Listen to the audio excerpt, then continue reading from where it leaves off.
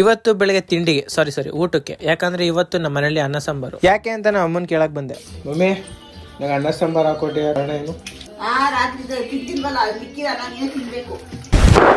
Emotional damage.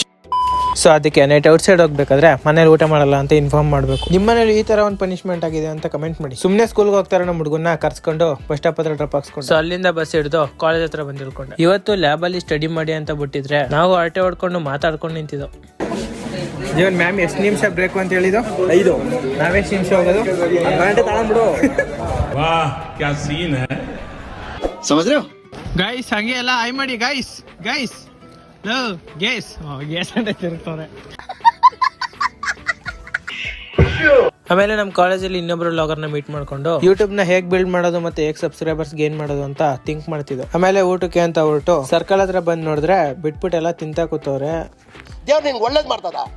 ಆಮೇಲೆ ನಾವು ಊಟ ಮಾಡ್ಕೊಂಡು ಕ್ಲಾಸ್ ಸ್ಟಾರ್ಟ್ ಆಗಕ್ಕೆ 10 ನಿಮಿಷ ಇದ್ದಂಗೆ ಮಾತಾಡ್ಕೊಂಡು ಕೂತಿದ್ದೆ. 1000 ದಿವಸ ಹೇಳಿದೀನಿ ಬರ್ತಾನೆ ನಾವ್ ಹೇಳ್ತಾರದು ಒಂಚೂರು ಒಂದು ಉದ್ದ ಮಾಡು ಅಂತ. ಆಯ್ತು, ಉದ್ದ ಅಂದ್ರೆ ಹೆಂಗ್ ಮಾಡೋದು ಉದ್ದನ? ಸ್ಕೇಲ್ ತಗೋ, ಸೆಂಟಿಮೀಟರ್ ಲೆಕ್ಕ ಹಾಕು. ಕ್ಲಾಸ್ ಮುಗಿಸ್ಕೊಂಡು ಯೂಟ್ಯೂಬರ್ ಕಿಲಾಡಿ ಕನ್ನಡಿಗ ಅವ್ರ ಹತ್ರ ಡ್ರಾಪ್ ಹಾಕ್ಸ್ಕೊಂಡೆ. ಹೊಟ್ಟೆ ಇಷ್ಟಿತ್ತು ಅಂತ ಸ್ವಲ್ಪ ಸ್ನಾಕ್ಸ್ ತಗೊಂಡು ಬಸ್ ಸ್ಟಾಪ್ ಅಲ್ಲಿ ವೇಟ್ ಮಾಡ್ತಾ ಇರ್ಬೇಕಾದ್ರೆ ನಮ್ ಚೋಟ ಫಾಲೋವರ್ನ ಮಾತಾಡ್ಸ್ಬಿಟ್ಟು ನಾನು ಊರಿಗೆ ಬಂದೆ.